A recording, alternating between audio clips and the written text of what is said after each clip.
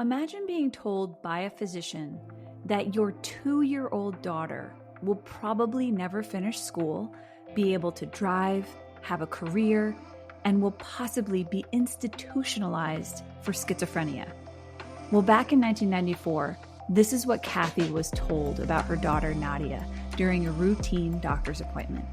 They had just received the confirmation that Nadia was diagnosed with 22q deletion syndrome, and within this episode, you will hear about Cathy and Nadia's 22q journey. Stories like Nadia's can help raise awareness about the potential in every person, no matter what challenges they may face. Cathy and Nadia's story also sheds light on the importance of parental advocacy, the strength of support networks, and the role of early intervention and therapy. Nadia is now in her 30s.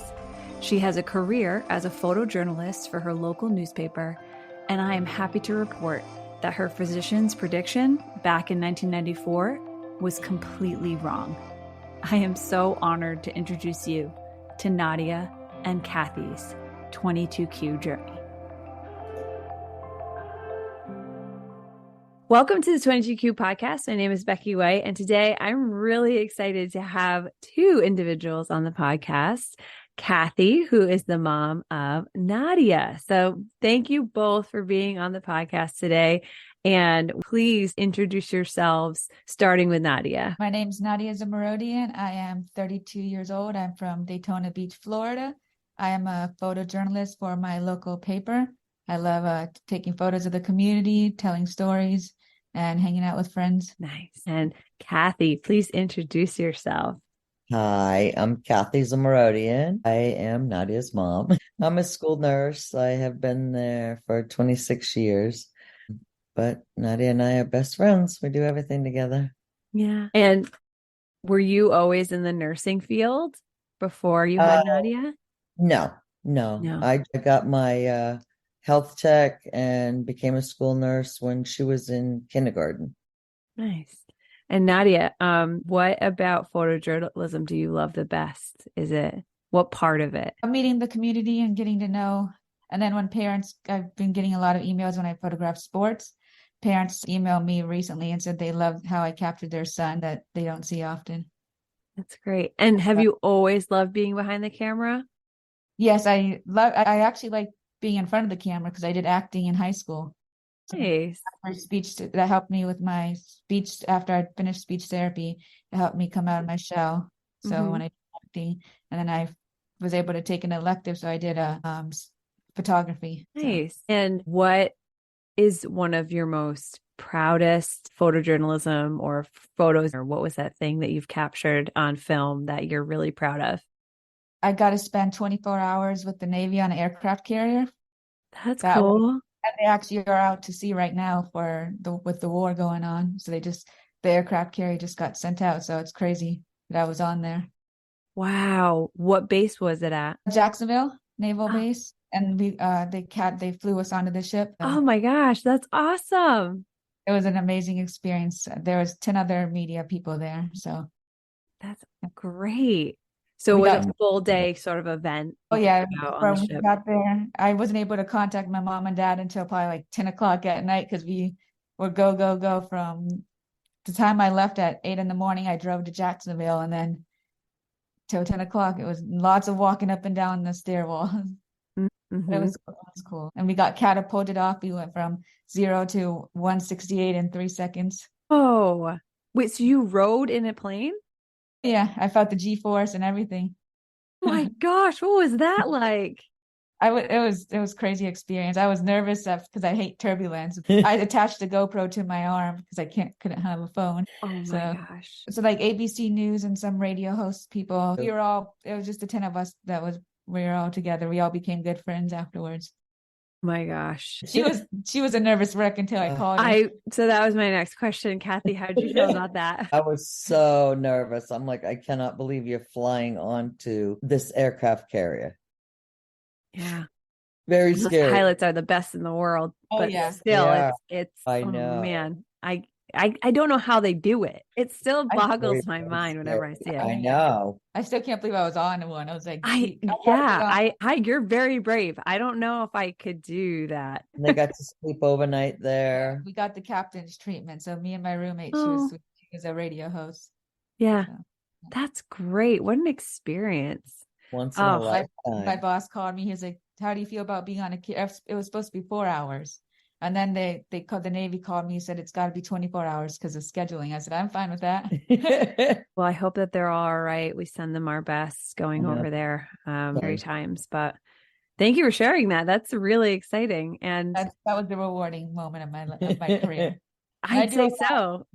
That's great. Is there anything that you've really wanted to cover or anything that you really love, whether it's sports or major events that are happening? Like, what is your niche? What do you really love to cover? I work for a sheriff a lot, our sheriff's office. So I love covering SWAT stuff. I do a lot. I've done 2 raids where I've had to be there at like 5 a.m. I like doing ride-alongs. My brother's a firefighter, so I like the adventurous stuff. Wow. Cathy, your face. I'm always like, they better have a bulletproof vest for you to wear. She's like, oh yeah, got me covered. I'm like, oh my God. It's fun. Did you ever think your daughter would be doing this kind of work? Yeah. Never. That's really, really cool, Nadia. And she has a mind of her own. She does whatever she wants and sets her mind to. That's amazing. So tell me a little bit about your family. You said you had a brother. Do you have any other siblings? I have one older brother. He's a battalion chief for Reedy Creek, the Disney theme parks. I have 2 nieces and 1 nephew. I still live at home with my parents.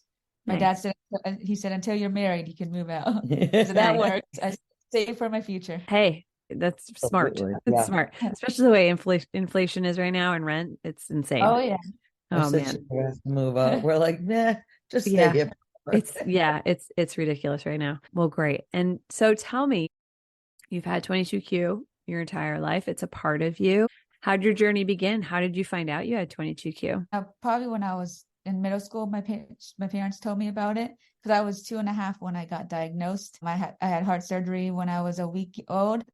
The doctor sent my parents to a geneticist where he told my mom and dad that I had velocardiofacial syndrome. The moment he looked at me, he told them just by looking at my facial features that I looked like he's diagnosed, and he said you have velocardiofacial syndrome. And he showed us pictures of other kids with the same syndrome. Mm-hmm. And it was so weird to see them looking just like her. Mm-hmm. I was like, wow, this is strange. And this was at 2.5. Right. And she'd had pneumonia 12 times. They thought maybe she got HIV from blood transfusion. And it's like, but then we found out it was because she was aspirating because she needed surgery on her palate. Okay. And then they sent us to the geneticist. So boom. I mean, he just made everything. And then it wasn't like very hopeful. They said, she probably won't finish school. She'll probably never drive. She won't hold down a job. I mean, everything negative, She'll probably end up institutionalized for schizophrenia. I mean, I'm like, no, not my daughter. Because what year was this? You were born in 91. I was born in 91. So this was 94. Yeah. Yeah. And I'm like, yeah, no. Yeah. And I mean, she was only 2.5 and she was a fighter already. Yeah. No. So when you had Nadia, she was the younger of your children, correct? So was there anything that you were kind of like, she's having trouble feeding, or was there anything right off the bat? Yeah. Always, even with nursing or bottle feeding, because I had to do both because she wasn't gaining enough weight. Yeah. And then they sent me for her for the swallow, and she ended up having paralyzed vocal cords. Mm-hmm. And it was like one thing after another. But she was a trooper. She's definitely a fighter. Yeah. And so did she start right away on therapies such as like OTPT speech? Oh yeah, definitely. Yeah. They were amazing, starting that really, really early. And she did that all the way until the end of high school. Wow. Yeah. It's a lot. And Yeah. then, so when she was a newborn, Nadia was going through all these therapies. And then when did they first find out about her heart? Was that right away or at 2.5? They found that out at 2 or 3 days old. Okay. And then she had the heart surgery at 1 week. Wow. Yeah, her artery wasn't connected her to the right aortic arch. And she has like transposition. They said things like on the opposite side. Okay. And I woke up after surgery too. Yeah, she woke up and screamed at the doctor and went back to sleep. And he's like, okay. Oh my gosh. Oh my gosh. Yeah, she was definitely a fighter. Wow. She came home on a heart monitor until she was 9 months. Those things are Yeah. fun, especially Yeah. when they're going off all the time. Oh, yes. Oh, yes. And did you have a lot of help or was it just you and your husband at that time? My sister-in-law lived next door, so she did come over and help. Yeah. But then we ended up moving when she was 4 back to Florida. Okay. And it was hard, but we found good doctors and got everything going again. Yep. So it was the heart surgery. And then what were the next sort of surgeries for her? She had ear tubes put in twice. Mm-hmm. And then she had the palate surgery. And then later on, the sinus issues. That was when I was in my 20s for the sinus. Yeah. Mm-hmm. But otherwise, she's been, thank God, healthy. It's great. With UCLA for the last 7 years, we fly out there and they do complete workup head to toe. They have a 22 study in UCLA. Great. Yeah, and it's free. I mean, they fly you out there, they pay for your hotels. Wow. I'd love to get more information on that.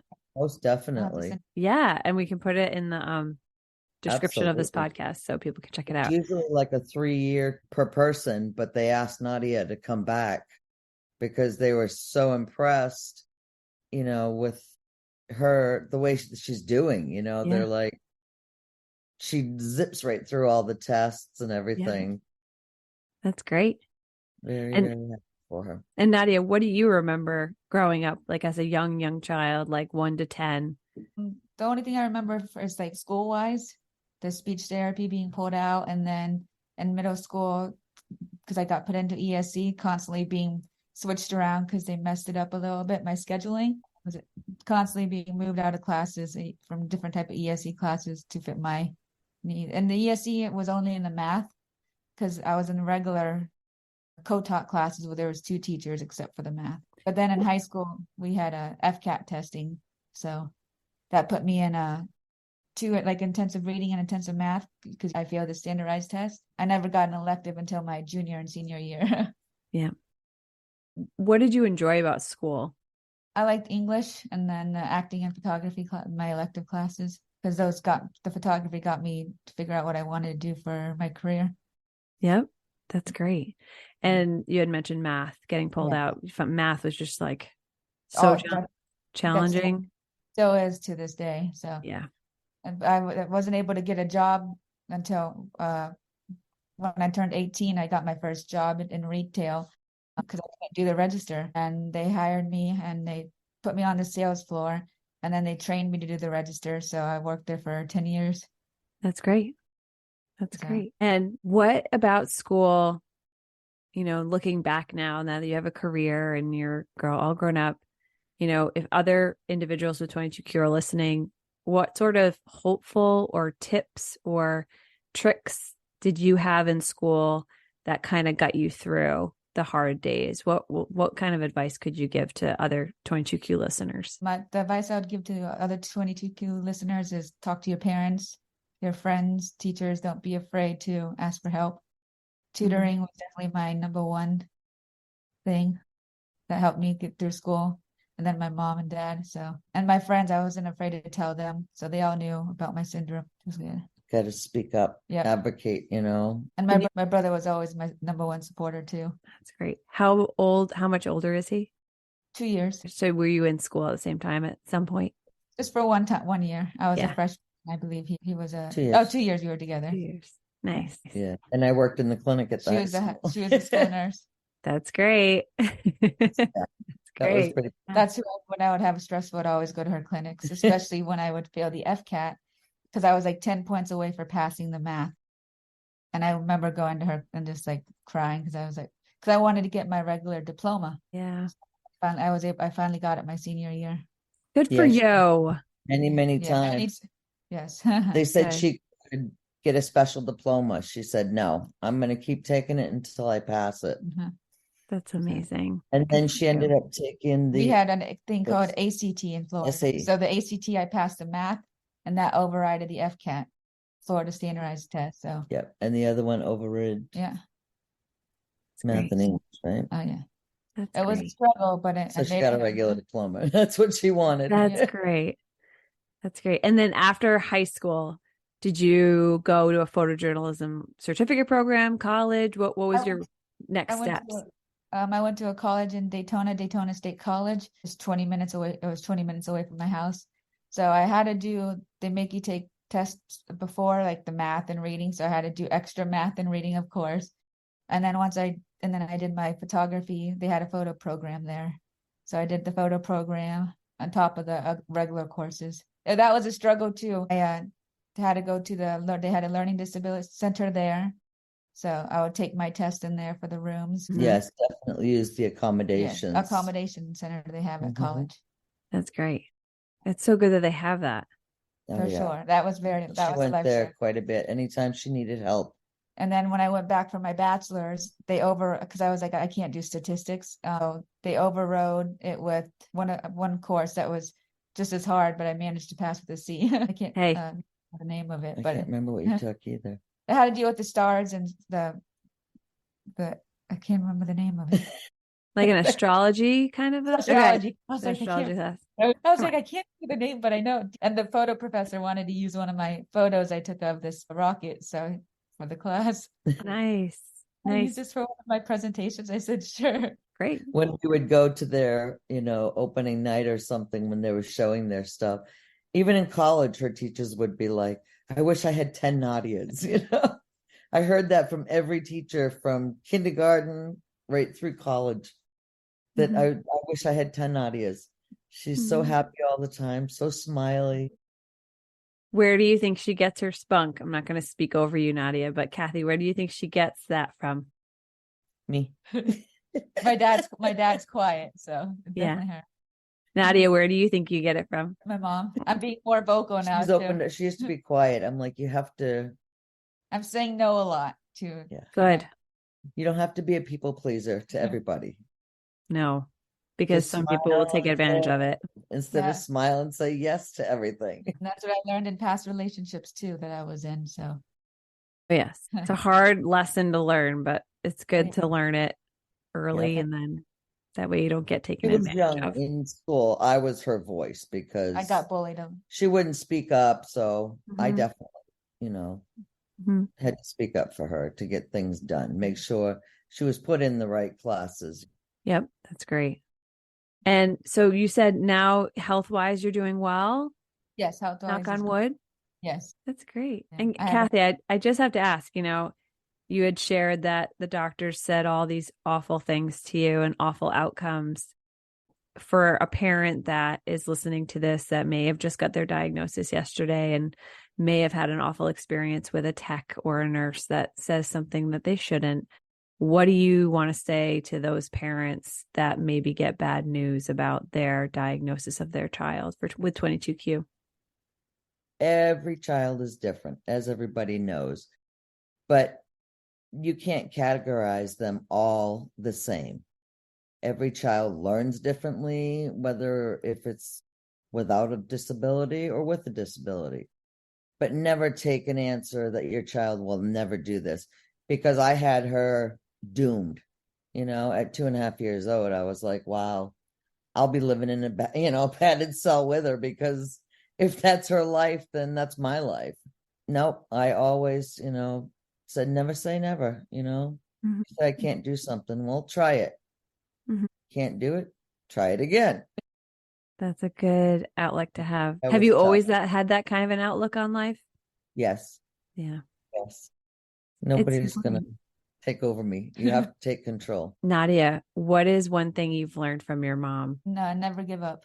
Never give up on hope. Always fight for what you want. I said, thankfully, I've been doing that. Sounds like it. And Cathy, what have you learned from Nadia? She's my angel. I mean, God blessed her with me with learning a lot of patience that I wouldn't have without her. She calms me down a lot when I get hyped up. She's like, relax, it's gonna be fine, just breathe. Now it's like, okay, role reversal.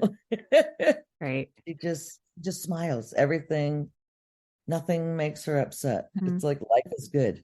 Everybody should be that happy. There have been rough moments though. Yeah. Tell me about that. Like, what has been some of the really difficult things trying to navigate your 22Q? Luckily for me, it was just the school part, because when I was in relationships, I've only been in 2 relationships. They knew about my syndrome, so they're very understandable. But the breakups have been the rough part. So, but yeah, they totally understood about 22Q. That was the first thing I would tell them after. I want them to know everything. Yeah. Yeah. Breakups are tough. Oh yeah. Oh yeah. They're no fun. No. She's looking for Mr. Right. Yeah. Saying maybe 30 is a charm. I've gone out more. We have this thing called Volusia Young Professionals. So we'd have socials every month where you meet people in your 30s, 20s, or 40s. So good. And my job helps me get out a lot. Yeah. So that's great. Yeah. And that's key too, just mingling with different people. Have you kept in touch with a lot of friends from high school and college? Yeah, definitely. Yeah. Even the ones who bullied me were probably still friends because I grew up in the area. So that was when you had glasses, that was when I had and braces and everything. We all grew up with each other, so we're stuck with each other. Was it a big school? Yes.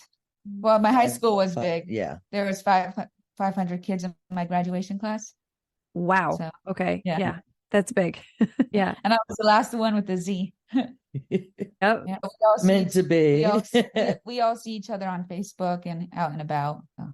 Nice. What do you enjoy doing now? Like, other than work and photography, is there anything that you enjoy doing recreational? My friends and I do roller skating every few months. We go to the roller skating rink, then concerts. Just my best friend stayed the other night when my parents were on a cruise. We saw the Jonas Brothers. Nice. I like traveling. For my friends and I like going to Atlanta, driving there. I like going to the set of a show called The Vampire Diaries and seeing. So we love adventures. Nice. Where's your favorite place you've ever traveled?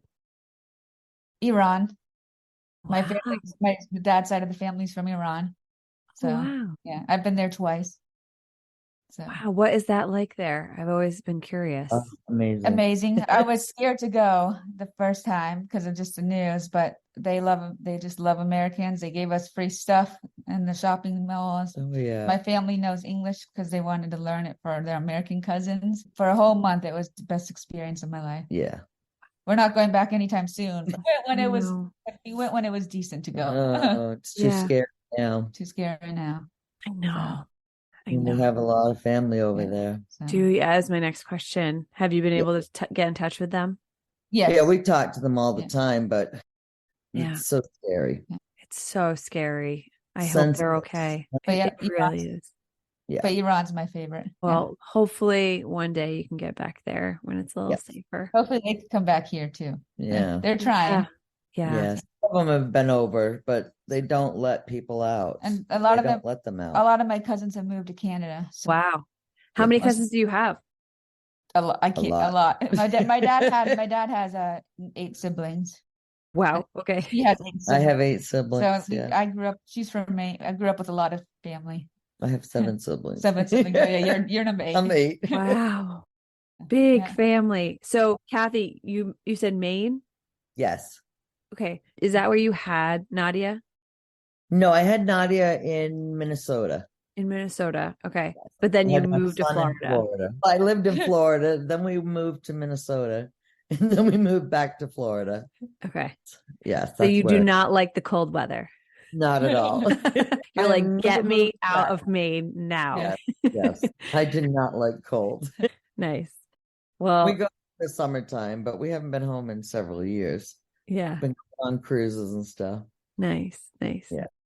So Cathy, I wanted to ask you, when navigating Nadia's 22Q, has there been any really helpful websites or resources or books or support groups that you found very helpful as a parent that you wouldn't mind sharing with our audience? I went to the Velocardiofacial conference, which I don't know if they still have them. We went to that for a couple of years, and then just pretty much, looking up different stuff on the websites. And I mean, there wasn't so much known about it back then, so it was hard. I mean, everything you read was not very hopeful, and it was like, it just, sometimes it made you more upset reading it. And I'm like, we're just gonna take things as they come. I mean, she was a little bit slower walking, talking, stuff like that.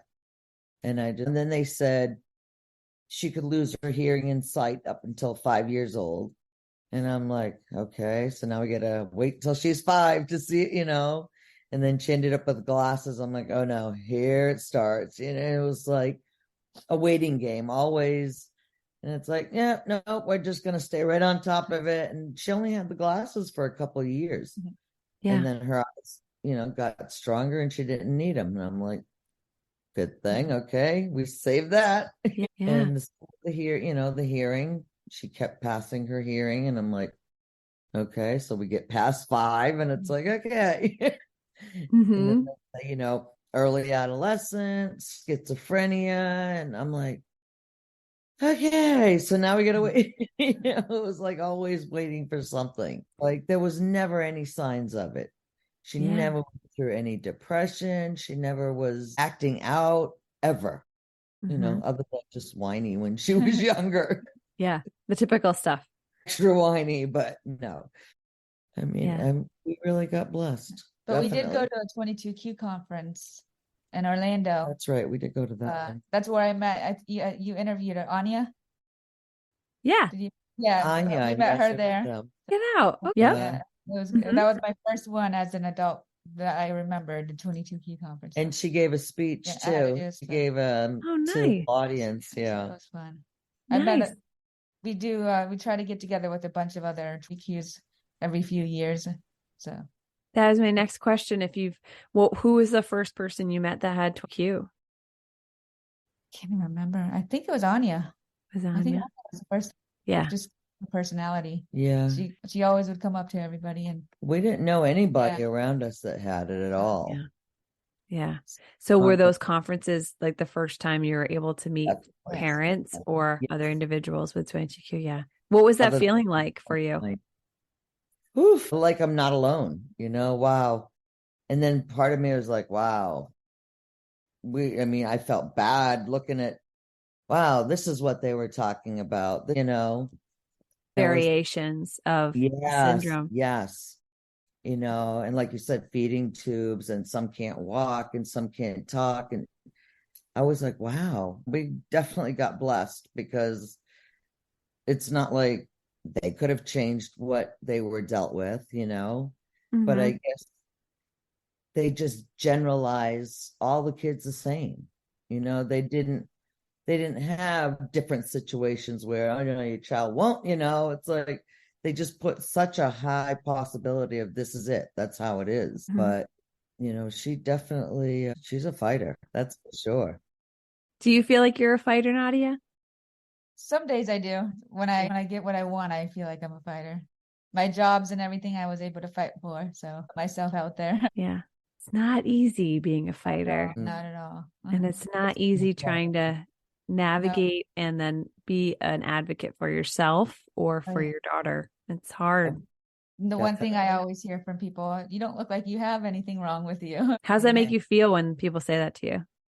It makes me feel good though. I was like, that's good. I was like, I tell people, and I was like, I'm not hiding it. I'm like, it's interesting. I was like, what am I supposed to look like with because they think I'm supposed to look like a kid who has probably like Down syndrome. Right, because they said, Downs is, second known to. When you hear or a parent. Exactly. Right, you can see it. When hard syndrome, they all think, you have nothing wrong. You don't look like you have a syndrome. All symptoms aren't generalized. Yeah. And there's so many syndromes that majority of people are aware, but not really. Right. There's so many. So with that being said, Nadia, I want to ask you this question first, and then Cathy, I'm going to ask you it. What are the struggles that maybe friends, family, coworkers don't see? And if so, like, what do you want them to know? To be honest, I don't think they have anything that I struggle. They all pretty much know everything. So I've been really blessed. So I don't feel like I have any issues that I'm hiding or any problems with work or friends, which I'm lucky to have. So yeah, that's great. My life has just been going day to day. Luckily, no pain, no issues. So I'm just always on the move. And they all know that I can tell time. It's hard for me to understand time. They all know like 10 past or quarter till. They all know when they say that I've said, sorry, I don't understand. And they all know I don't know math well, which is nice. Yeah. So. Well, good for you for speaking up. Thank you. That's good. Keep that up. It's important. People just don't know. So definitely. Yeah. Awareness. You have to let people know, Yes. One thing that bugs me the most is when people say, this girl at the grocery store couldn't even count back change. How did she even graduate school? It's like, I'm like, well, you ever think maybe that person has a handicap? I mean, it's like, yeah, that offends me. But yeah, pretty much all of our family and friends have always been there, 100%. So they know. They're very positive on Facebook every time I post something. Yeah. So that's great. They all know I speak my mind. So hey, that's good. And it sounds like you have an amazing support network around you, family, friends, coworkers. It's great. I always tell the reporters, always double check my captions for spelling it. Hey, doesn't hurt. Yeah. Yeah. And they were great when she was working and they were teaching her the cash register. They're like, just punch in what they give you for the money. And then, then she started working with the change and figure out how much to give back. Even like now, if you ask her, like what's 25 into, 5 into 25, and she doesn't know. It's just, it's hard. Yeah. It's a very common thing among the 22Q community. Hours on it. And it's hard. It's hard. With the money, numbers, with time. And she would get frustrated because she's like, I don't understand it, Driving was always scary when she would be driving. Because if her GPS went out, she didn't know how to get home. A cop had to show when I was dropping off my coworker. I didn't know where to go, so a cop flashed his lights. GPS went out. My GPS went out. A cop showed me the way out. Oh. She said, I don't know how to get, home. My GPS isn't working. And he said, where do you know? She said, I know where Daytona State is. I know how to get home from there. He said, well, just follow me. Got her to the parking lot and she called me and she was all upset. And I'm like, it's all right. Now you know how to get home from there. That was like always my biggest fear until now we got Life 360. But yeah, I was going to suggest that. It's a really, I think I use it more for her. Yeah. Yeah. No, it's a great app. Great. But now I drive to Atlanta by myself. She goes everywhere. She drives me. I hate driving. Hey, that's awesome. But the news journal helped me learn my directions way better. Driving all over the place. So. All the time. Yeah. That's great. That's awesome. Good. I wanted to ask you both, you have this opportunity to talk to parents, individuals living with 22Q or individuals that know someone that has 22Q. If you could get up on stage in front of all of those people, so Nadia, this is for you. So what do you want to share about what it's like living with 22Q and or something hopeful or empowering about what it's like? Living with 22Q has changed me to have a better perspective on life. I get to see things through my eyes and people who have other health issues on the struggles that we have to go to when we were younger. And now I see how kids that are my age who I've met with 22Q on the struggles they go through. So the accomplishments I've achieved has made me very proud. And then seeing all the other kids, what they've accomplished has made me also very proud of them too, because we're all part of one community. We've all dealt with the same issues and we're still dealing with it together. So, and there's nothing wrong. There's nothing wrong with people with 22Q or just like a regular individual who doesn't have 22Q. That's right. Beautifully said. And Cathy, I'm going to ask. The same question for you. So if you could get on stage and everyone's listening to you, what would you want to share as a parent of a child with 22q? She has been one of the biggest blessings besides my son, but it's definitely challenging. And you just have to find the right doctors that's going to listen to you and not generalize every child that they're only going to be able to do this much or do that much, and constantly encourage a child. You have to say, helping them with the crawling, with the walking, instead of just letting them lay there, because they said they're not going to walk until they're a year and a half, 2 years old. But same with school. You have to be an advocate right from the beginning, right from preschool, because nobody ever knew what I was talking about. They were just thinking she wasn't getting it. And it's like, no, there's a reason she's not getting it. And I would provide information. I would give it to the teachers every year, even right up through high school. It's like, as things change, it's like, don't categorize her. Don't think she's not, trying to do something. I said, because she'll spend hours doing it and not be able to understand it. She'll study for tests and then go in and get an F. So then I advocated for the private testing. She needed to be away from the people tapping the pencils, because she would say, this is what's bothering me. This is what's distracting me. I knew these answers before I went in. And then also she was memorizing. She would memorize the questions and the answers. And then when she would go in and take the test, they were all mixed up. Then we had to work with mixing them up while we were testing and not just go by what was sent home, because I was shocked when the teacher would say, she knows all the information, but when I give her the test, she doesn't know it. But then we went to doing verbal testing. Don't assume that they're going to get it at one point. I mean, the worst thing was when we went from elementary to middle school, and they said that she was going into special ed classes. And I'd never had any problem with my son in middle, so I didn't know what they meant. She came home the first day crying, saying kids are jumping all over the room. Nobody's listening to the teacher. And I'm like, what did they have you in? I said, we need to get her out of that class like tomorrow. And they're like, well, you signed the paperwork for her to go in there. And I said, as of tomorrow, if she is not moved, I will be there with my attorney. I said, because this is not what I signed for her to be in. I thought she was going to continue in co-taught classes, having an extra teacher, but not like a contained class, because she was like a little mouse. So advocate and know what classes your kids are in. Don't just assume, all the way through up into high school. Same with appointments. If she didn't feel good, I don't need to go to the doctors. No, you need to get it checked out. Sometimes you still need to advocate even when they're adults, but I trust her, and we're best friends. We do everything together. That's wonderful. It's definitely been a lifelong learning for both of us. You can tell your bond is really strong, and it's beautiful. Yeah. It's really special.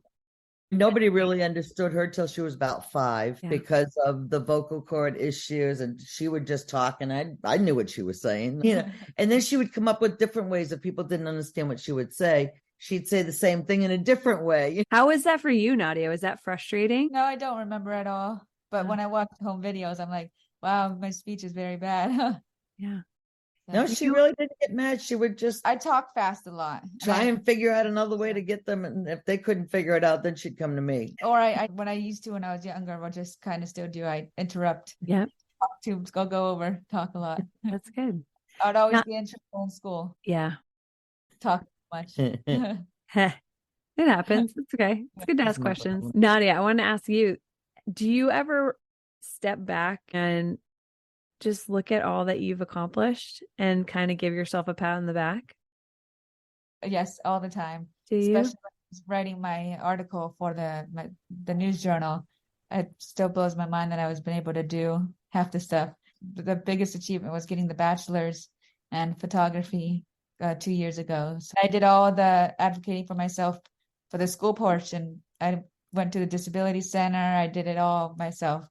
So that was a big accomplishment. You should be very proud of yourself. Yep. Yeah. I always say, because you're doing it for yourself, you're not doing it for anybody else. You're doing it. She says, I'm doing it to prove everybody wrong that said I can't do this. Everything she's wanted when she wanted to go back for her bachelor, I'm like, wow, I don't have a bachelor degree. She did medical assisting. But for the medical assisting, I failed out because I almost gave up on photography because I got tired of doing weddings and portraits. Those weren't my thing. I didn't know there was a whole new world. With my first ex, he told me you should try and get into medical assisting. I was like, oh, I didn't think of that. So I failed out 10 days before graduation because I didn't pass the proficiency part with the math. And then after I failed out, I joined CrossFit. And one of my coaches said, oh, one of our students is a photographer. So I contacted her and she ended up getting me a job at NASCAR as an intern.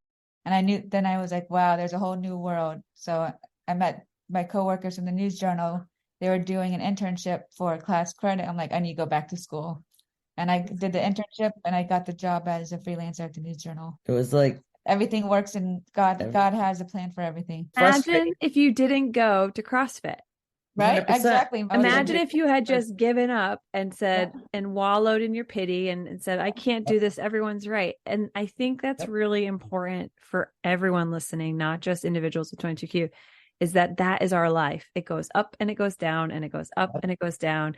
And right when you're up, it'll go down again. Something will happen, but that you have to keep going. Because I didn't want to stay home and cry. So I was like, I need to do something I was like CrossFit. And I didn't do the weights because of my scoliosis. So, and I told the coach, I said, I have issues. So we started out with the low stuff. And that's when he told my friend, my now good friend now. So, but it was frustrating because when she signed up for the class, she told the teacher, I don't understand math. I don't know measurements.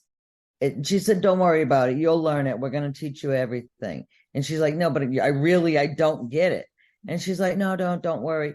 And then a week and a half before school's over, she's like, Nadia, I just want to let you know that you're not going to be able to pass because you can't draw up the dosages. And she's like, this is so ridiculous. She goes, well, you can finish out the course if you want, but we won't have to say anything to anyone. She says, no, I'll quit, but I'm going to come in and take the test tomorrow that I studied for. My class, I sent all my classmates a message. They threw me a surprise party at the end. The next day. Because every time I would pass my test, they all would make a test. They would all clap. They all knew about my syndrome. It was hard doing the blood pressures and stuff like that. Finally would accomplish one after the other. I said, I'm glad I failed out before phlebotomy. It wasn't meant to be. So God works in mysterious ways. Most definitely. I was depressed for one day and that was it. Through your young life, you're still young. I want to just point out that it's great that you didn't give up and it's great that you just kept going. But it's also wonderful in your story that you've shared your struggles with others so that they can help cheer you on and that you're not feeling alone in your 22Q and your struggles with math, for example, and your struggles with time. Your community, what it sounds like from your nursing class, is that you shared your struggles with them. And so they were cheering you on and they were just as excited for you when you passed the test. It was amazing. Yeah. I'm still close with them one of the girls in my class is like one of my best friends. Yeah. So, and we just all advocated for each other because we were in it together. Even if I wasn't in it till the end, I still supported them. Yeah. So, but now I see where I am today. So I'm proud of it. I can't see myself now looking back as a medical assistant. So I'm thankful for. Whenever we go to the doctor, she's like, oh, I'm glad I don't have to do that. Yeah. Hey, it worked out in your favor. And even though it was probably really sad and hard when that happened. And when you do share with individuals that you have 22Q, how do you go about that? Because if I asked that question because I don't know what it's like to have 22Q, and I don't know how hard it might be to share with someone that I have this syndrome and wondering if they're going to look at me differently or treat me differently. How do you go about sharing that with people? I don't know. I think when I feel a close connection or with them and I know they're not going to be judgy, or I just feel like sharing when they ask, so tell me a little about yourself. And then that's when I go into my syndrome and explain about 22Q. Some of them actually know what DeGeorge syndrome is, which is surprisingly. But with my friends, when I wear a bathing suit, they see my scar from my heart surgery. So that's when I was younger, I would go and explain it because I'm not afraid to show my scar at all. And even my physician, he's amazing. He's found some issues which I would have because he would Google the syndrome because I would get a lot of cysts when I was in my early 20s. And he would always have the interns. He would say, so do you guys know what 22q is? He would ask the interns that were with him, and they would always know what it is. So the new generation is learning about our syndrome, and that's good. Cool. Yeah, Definitely. It is getting more aware for sure. And there's a lot more just education around it. And then people just talking about it. Conferences, like there's so many more national conferences and advocates, moms, dads, individuals with 22q getting out there and sharing. Your podcast. And the podcast, and that's what I like to highlight is all these amazing individuals out there that are doing really great work and educating their communities about 22q. I wanted to ask you both this question as I always do. So I'm going to start with you, Cathy. When you had Miss Nadia, if you could go back in time to when you had her and you got the 22q diagnosis and you heard all those awful things from the doctor and you're in despair and you don't know what's going to happen with your beautiful daughter, even though they're telling you she has 22q, what would you tell yourself in that moment? Don't listen to them. Don't listen to them. They don't know. They don't know everything. Every child has a different plan for their life. I was devastated. I mean, literally devastated. Like her life was over then. But now I would say, nope, don't listen to them. Yeah, that was definitely like a slap in the face. And he couldn't be lying. He's showing me pictures of all these kids that look like her. Don't listen. Because if I had listened, it probably would have been a lot different I know it would be a lot different outcome. I wasn't worried about taking her out to drive because she's not going to learn to drive. You have to trial and error. You have to try. And don't listen to the naysayers ever. Never give up. Never give up. 100%. And Nadia, I want to ask you the same question. When you realized or were aware of your 22q, maybe not at 2.5, but when you started to realize it, and maybe there were really hard days, you're really struggling in school, you're getting bullied. If you could go back in time to those moments, to your younger self, as an adult with an amazing job and doing amazing things, what would you say to your younger self now? I would say don't worry so much about the bullies because they won't be there when you grow up. You'll be the better person than they are, and just show them who you are as a person. Just be yourself. Don't stress too much about the other kids and what they do. Good advice. And what keeps you going? What just makes you thrive and keeps your fire lit? Positivity, family, friends, just mainly family. My brother, my mom, my dad, my nieces and nephews. They keep me going. So I'm trying to stay positive. Nice. And Cathy, what do you want to say to your daughter, what this journey has been like for you, and what does she mean to you? What has she taught you? This journey has been a blessing. When you're told something like this, you almost think it's like a curse, but it's like I was looking at this beautiful baby and there was nothing they could say that was going to take away that beauty. I didn't care what they said she would never be able to do. If she didn't do anything, she would lay there and be in my lap forever. I mean, it's like God handpicked her as my best friend. And we do everything. We don't get bored with each other. We don't fight. She never went through that snotty, bratty teenage stage. Nice. Calms me down a lot. She's the calmer side. Yeah. Good. But yeah, I'm blessed. And Nadia, I wanted to ask you, what do you want to tell your mom? I wanted to say thank you for being there for me and never giving up hope.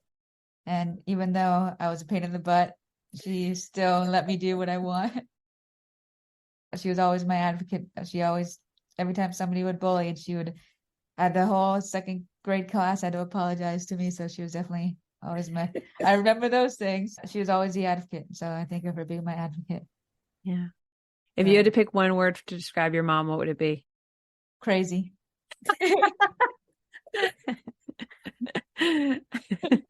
Not the word I was expecting, but true. but a great one. And Cathy, what about you? What's one word you'd use to describe your daughter? Endless love. Just so heartfelt love. She just radiates the smile, the love for everybody. Amazing. She's like a bright light. Yours had to be. I can't have, I'm crazy, so yours was good. You balance each other out. That's good. Yin and yang. Perfect. Well, ladies, it's been a pleasure talking to you today. I want to thank you both for being on the podcast today, and I wish you both nothing but the best, and just keep having the amazing fight that you have, Nadia, and keep going, because you're doing great work, and I can't wait to see what is next. And to Cathy, you're a rock star, and I admire you as a mom, and you led the way for us younger moms. So thank you for just never giving up on your daughter and your family. Thank you. Pleasure. Bye-bye. Nadia and Cathy, thank you again for being on the podcast today. Your story is inspirational, and I wish you both nothing but the absolute best. And to all of our listeners, if you want to see Nadia's work or check out her 24 hours on the Navy ship, you can see it on our Instagram, Facebook, or YouTube channel. So check it out. And if you would like to contact the 22Q podcast with any questions, comments, or if you are interested on being on the podcast, just email me at 22qpodcast@gmail.com. Don't forget to subscribe and share this podcast to help raise awareness about 22Q. Follow us on our YouTube channel. And again, never forget, 22Q family, that you are not alone. Hey, 22Q podcast listener. This is the legal language that I have to read to you, so here it is. This podcast is presented solely for educational and entertainment purposes. I'm just your 22Q mom friend. I am not a licensed therapist, and this podcast is not intended as a substitute for the advice of a physician, professional coach, psychotherapist, or other qualified professional. All right? So I'll see you in the next episode. Thanks for listening.